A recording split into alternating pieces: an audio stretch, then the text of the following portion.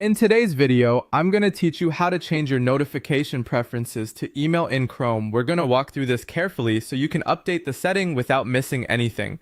This process is quick, but it helps to move slowly and pay attention to where each option is located on the screen, especially if you're working inside a dashboard with several menus. To begin, look at the top navigation bar in Chrome and find the settings gear icon. This is usually placed in a visible area along the upper part of the interface.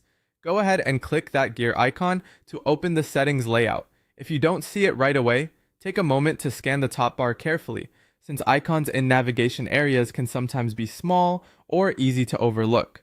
Once the settings area is open, move to the left side column. This is where the main settings categories are listed. From there, go down to your preferences and then select notifications. This will take you into the section where you can control how alerts and updates are delivered. It's a good idea to make sure you're in the correct menu before changing anything, since many platforms separate general settings from notification-specific options. Inside the notification section, look for the layout selection chart. In that chart, find the row labeled email. When you locate it, select the checkbox options for the email notification format. This tells the system that you want notifications to be delivered by email rather than relying only on other formats that may also be available. After that, review the individual action checkboxes listed below or alongside that section. These may include items such as task assignments and form submissions.